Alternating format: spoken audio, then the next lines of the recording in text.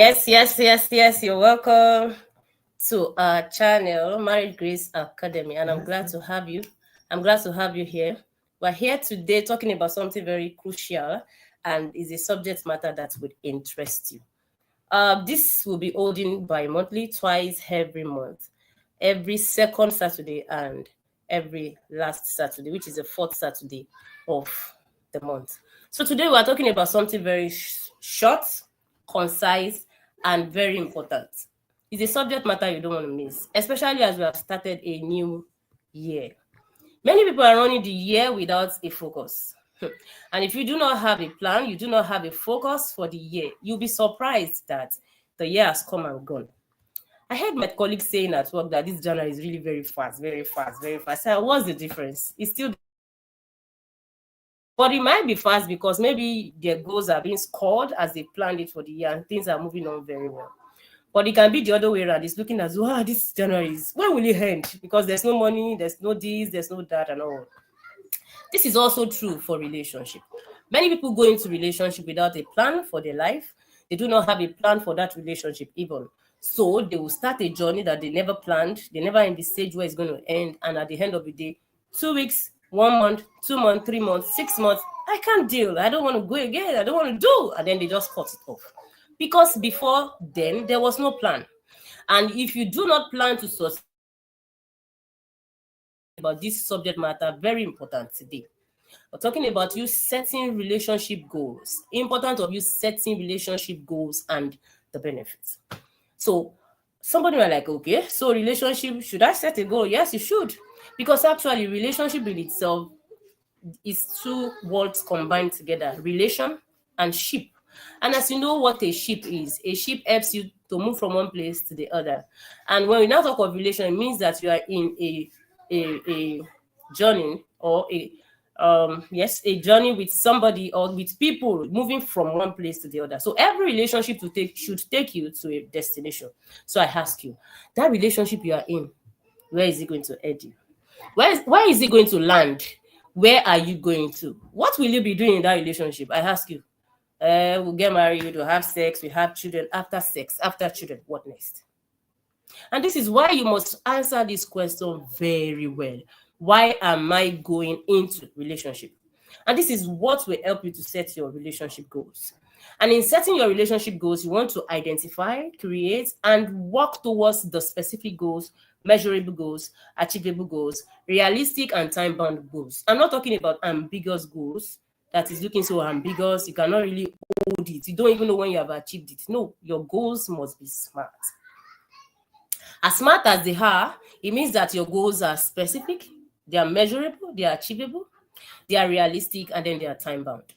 Knowing fully well that, maybe come 31st December this year, I would have achieved ABC in my relationship, and my relationship would have been this or that. That makes us know that truly you have achieved your goal. So the question you want to ask now is, what are the types of relationship goals we have? There is the long-term goal, there is a short-term goal, there are emotional goals, and there is a lifetime goal, and then there are practical goals. So let's take it one after the other. Number one, short-term goals, meaning that in the space of 1 month, 6 months, 1 year, I will do this in my relationship. And it should be achievable in those few months or 1 year you have shared or you have planned. It could also be a long-term goal to say that, okay, in the broader perspective, this relationship I want to enter with this brother or this sister, in the next 2 years, 3 years, 5 years, where would we be? In fact, 50 years from now.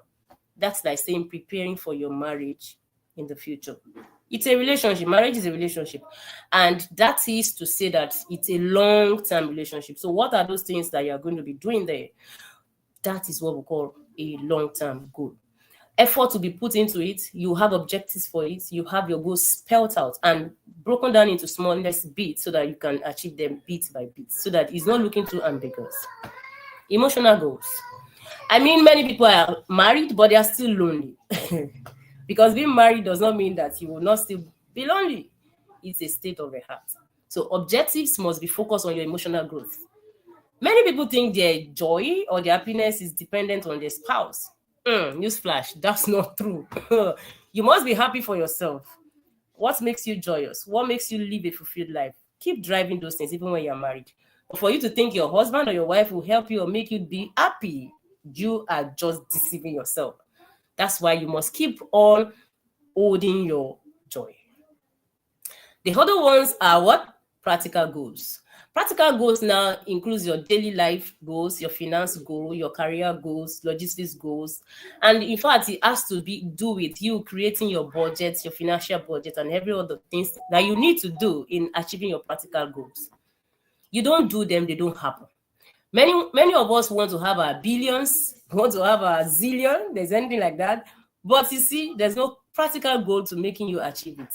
Towards the end of last year, December, I decided that this year, come December 31st, myself and my husband were going to eat 3 million naira. The truth is, we're working towards that. We've broken it down to say, okay, in a month, how much do we need to save? In 2 months, how much do we need to save? Every week, how much do we need to save? Of course, it's easy. 365 days makes a year. So 3 million divided by 365 days, or 3 million divided by 12 months. And then that shows you how much you want to be saving. That means there's no time for frivolity. There's no time for a show party and all of those and bed things. No, strictly time for planning. And you know what? It's going to be a reality. Yes, I tell you. Now, the thing we want to talk about now is the benefits of relationship goal setting.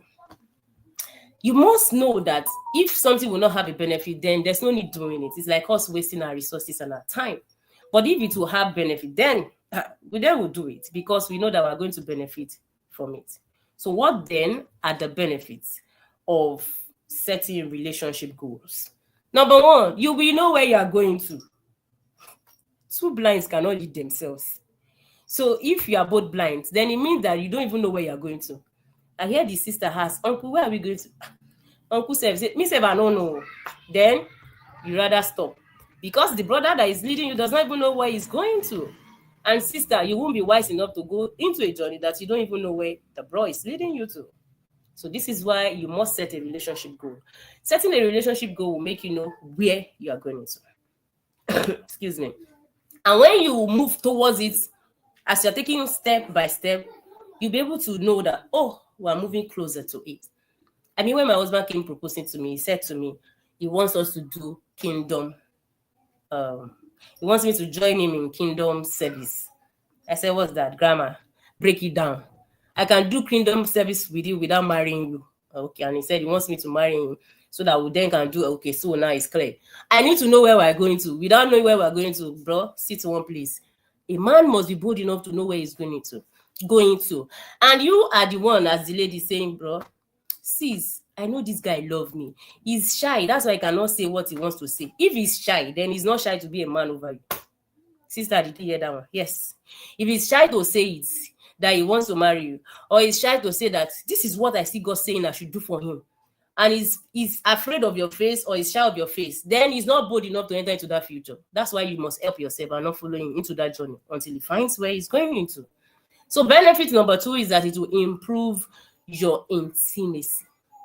And every time you come together to have jest, together to date, maybe you go out on a date, you come together to say anything, you are working based on that focus you have set for yourself.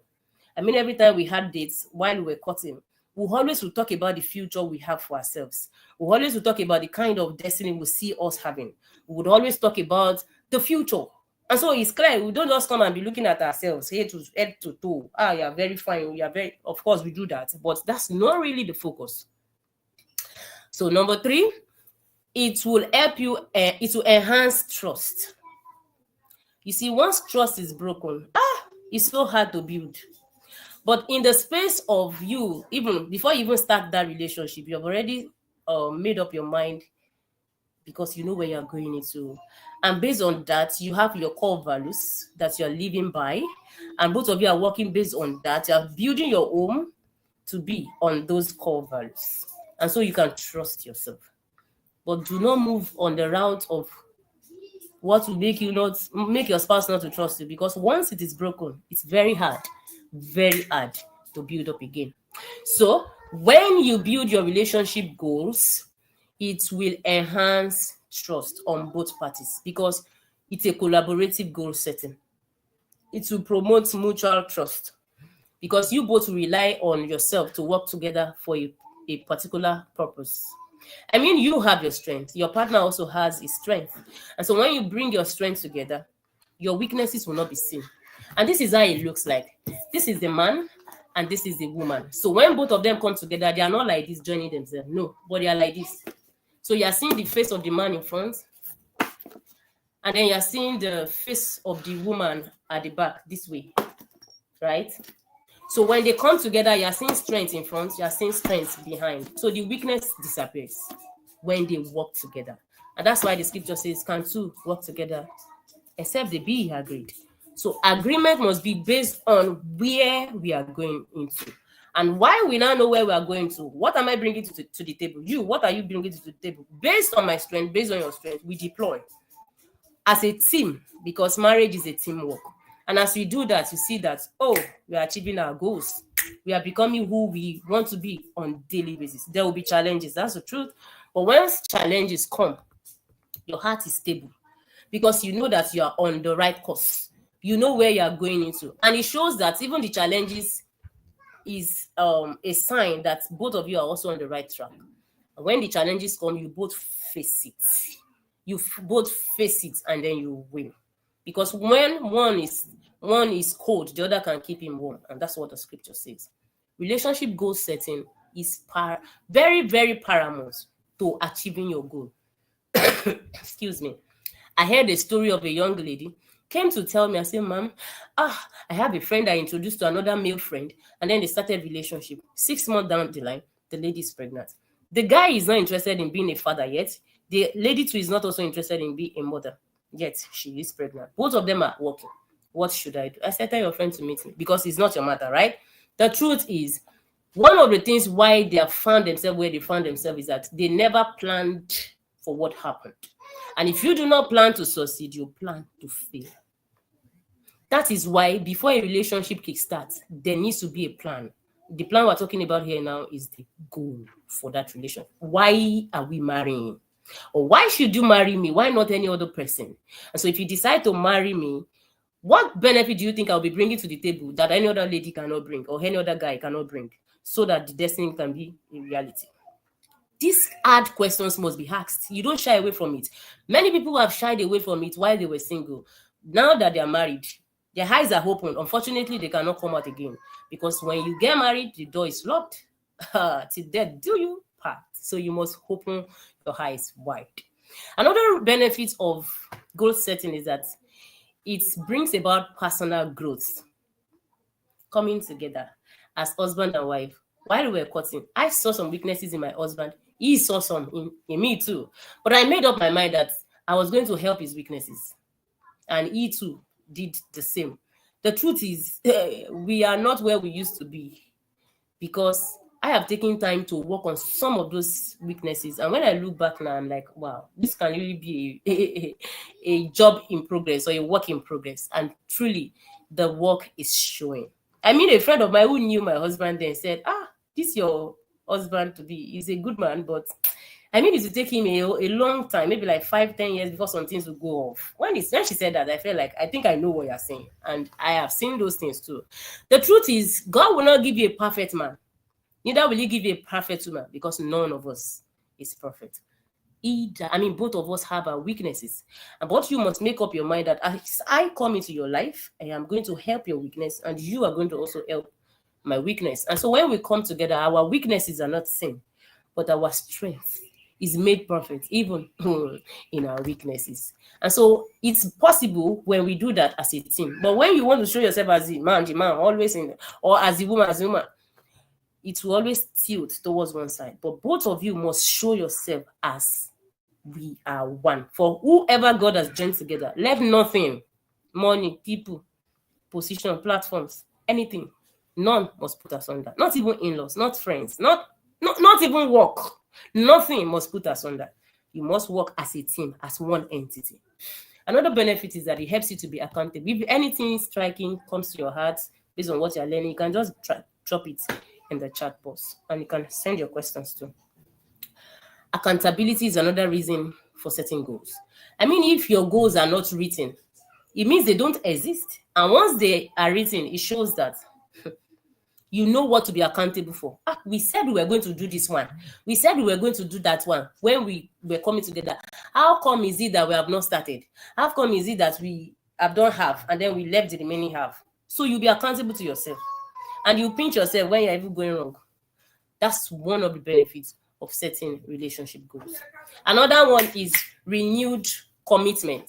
Renewed commitment is another reason. You work towards shared goals and you can revitalize your commitment to each other and your relationship.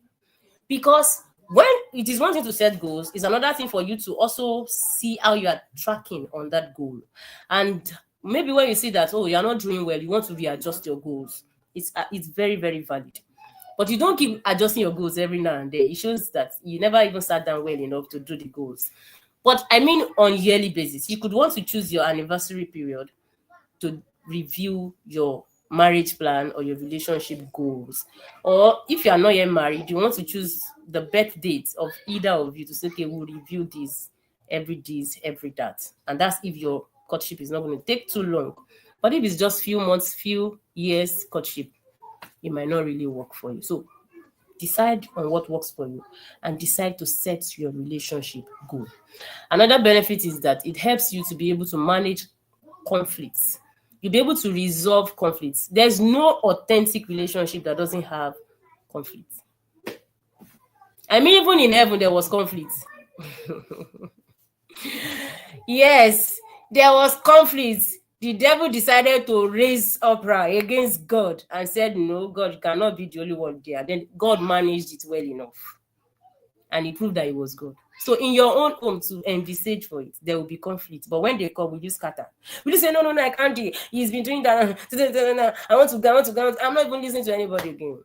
It means you are not skillful enough to go into marriage. And this is why marriage is not for babies. Is not for babies. So you must decide to set your goals before you go right in ahead. 3 more minutes for me and then I'll say a goodbye. Why should you set a relationship goal? What are the benefits of setting relationship goals? Have you set your relationship goals yet? It's not too late. If you have not, so start setting your relationship goals and start deciding to work on them. Now, I hear you say you are not yet in relationship, so I should not set relationship goals. No, please set it now. Even though you don't have anybody you're in a relationship with.